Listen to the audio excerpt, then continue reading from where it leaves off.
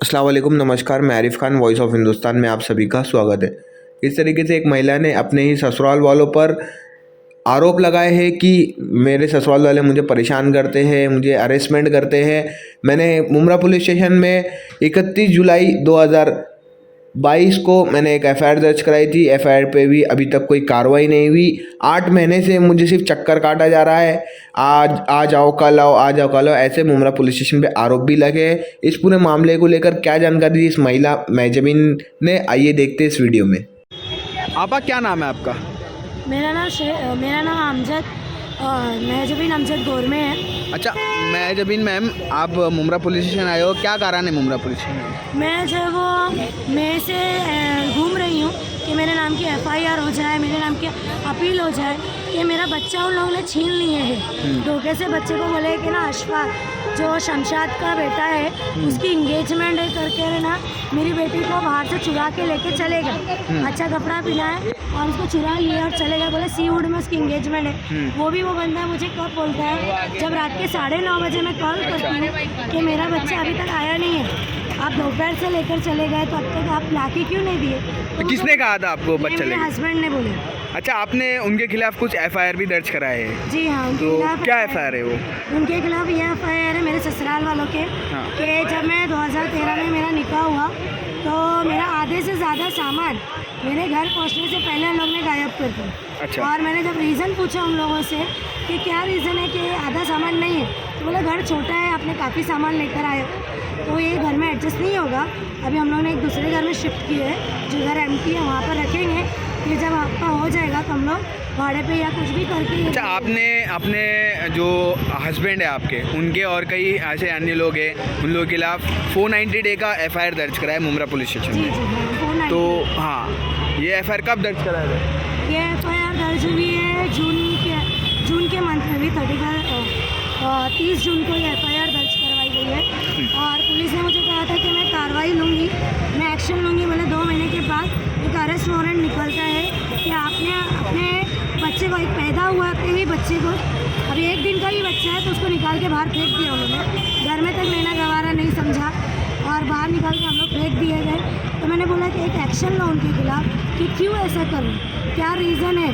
और मैं खुद पढ़ी लिखी, मेरा खुद का MA BEd है, मैं खुद एक लेक्चरर रह चुकी हूँ। मेरी सारी सैलरी मैंने मेरे हस्बैंड को ही दी, तब भी वो मेरे खिलाफ इतना बड़ा कदम लेने का उनका क्या कारण है मुझे समझ में नहीं आता। अच्छा, मुमरा पुलिस स्टेशन आया, मुमरा पुलिस स्टेशन ने आपको क्या आश्वासन दिया है? मुमरा पुलिस स्टेशन से मुझे कोई आश्वासन नहीं मिला, कोई मुझे हेल्प नहीं मिली है। मैं रो के गई हूँ, पूरा हर दिन आके यहाँ पर गई हूँ, लेकिन मुझे कोई भी सहायता नहीं मिली कि एक आपकी एफआईआर हो के आज तकरीबन 8 साल हो चुके हैं। 8 महीना 2013 में आपकी शादी हुई थी। एफआईआर जो आपने 490 डे का दर्ज करा है उसको हो गया आज 8 महीना हो गया है। 8 महीने से मुमरा पुलिस स्टेशन वालों ने कोई कार्रवाई नहीं की है। नहीं, बोलते हम कभी कुछ नहीं कर सकते हैं, गवर्नमेंट के पास इतना रूल नहीं है कि 498 के खिलाफ कोई एक्शन ले लें। बोले वो 5 साल से कम की सज़ा है तो हम एक्शन नहीं ले सकते, अरेस्ट नहीं कर सकते। किसने कहा था, कौन से ऑफिसर ने कहा? ये जो ठाकरे मैडम है, पुलिस और लेडीज़ का 3 स्टार जो मैडम है इनके पास। Dhakde madam, PSI Dhakde. जी हाँ, दीक्षा धाकड़े नाम है। दीक्षा ठाकरे उन्होंने अच्छा। लिया था। बोले कि मैं करती हूँ लेकिन अब तक कुछ कार्रवाई नहीं हुई।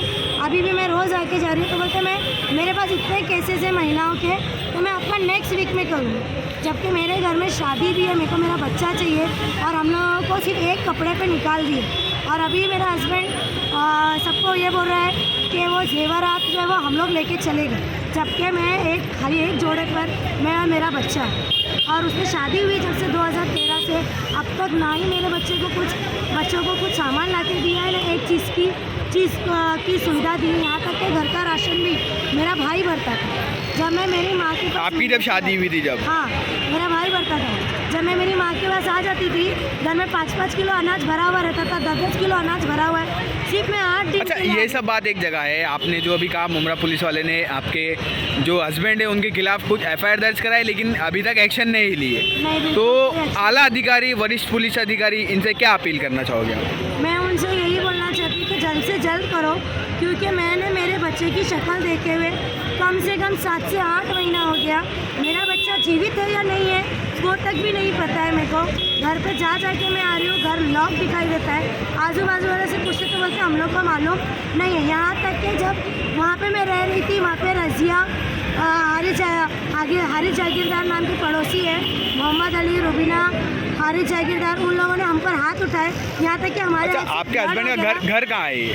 ब्लड निकलना शुरू हो गया। मेरे हस्बैंड का घर महागिरी जो जुम्मा मस्जिद है उसी के जस्ट सामने, एकदम सामने, वो डोर के सामने ही मेरा जो घर है वही घर है। वो लोग बोलते हैं हमारे घर का हिस्सा है, जबकि शादी से पहले हम लोग को ये बता दिया गया कि उस घर के हिस्से सब भाइयों को दे दिए गए हैं।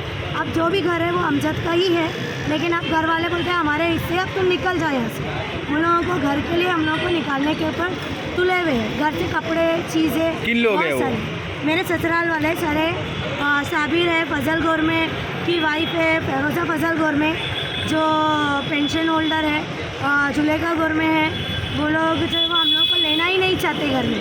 सारी चीज़ें हमारी हड़प के बैठे हुए, बोलते हैं आप कानून से लो, कोर्ट में जाओ, अदालत में जाओ, जब आएगा फैसला तब आपकी चीज़ें हम देंगे, जब तक हम लोग नहीं देंगे। और इतना शारीरिक टॉर्चर किया है कि आपको मेरे हाथ पर ये निशान दिखाई देंगे, ये सारे, यहाँ तक कि पूरी बॉडी पे आपको निशान दिखाई देगा।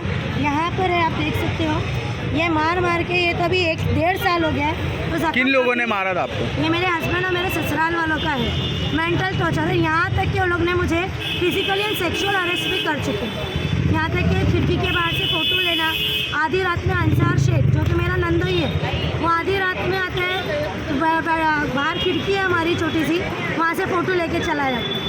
मेरे घर के बाहर में नहाने के लिए कल एक पर्दा है, बाथरूम भी नहीं है उस घर में। मोरी में कहा जाता है कि संडास करो। उनके ऊपर घर में है टॉयलेट, लेकिन वो टॉयलेट बंद करवा दिया, बोले पानी नहीं पहुँचता, ये नहीं होता, टॉयलेट बंद कर दिए और मोरी में संडास करने के लिए बोलते हैं। और वहाँ पे रहने के बाद वहाँ की खिड़की में से नहाता हुआ फ़ोटो, एक पर्दा तक उस बंदे ने नहीं लगाया। जब मैंने पर्दा खुद से लगाया तो पर्दा पूरा निकाल के फेंक दिया उसने। बोला ये सब नाटक करने की ज़रूरत नहीं है, बोले आपको ये सब चीज़ें यहाँ पे करने की यहाँ पे ज़रूरत है। और गाली गलौज जब देखो, जब यहाँ तक कि तवाया प्रखेल ना जाने क्या क्या ऐसे अल्फाज इस्तेमाल किए ना, जिसकी वजह से मेरा मेंटल डिप्रेशन में जा सकती थी। और लोगों के सामने ये, अच्छा, मुमरा पुलिस स्टेशन अगर आपके जो हस्बैंड के खिलाफ कार्रवाई नहीं करेगी तो आपका अगला कदम क्या होगा? अगर मुमरा पुलिस स्टेशन मेरे हस्बैंड के खिलाफ कार्रवाई नहीं करती है, वैसे तो मैंने जो है वो DCP वगैरह को भी अपील उसी वक्त की थी जून में, लेकिन अब तक वहाँ से भी मुझे ना एक कॉल आया, ना कोई मदद आई है।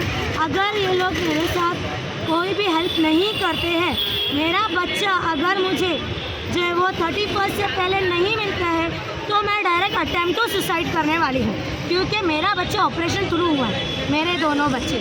और इस बेवकूफ़ इंसानों की वजह से मेरे 2 बच्चों की हत्या इन लोग ने कर दी है। जबकि डॉक्टर ने मुझे बेड रेस्ट करने कहा था, तो बेड रेस्ट करते वक्त उसने एडमिट करने कहा था, तो 5 ग्लूकोज मुझे ऐसे चढ़ाए गए जिसमें इंजेक्शन दिन में होते थे।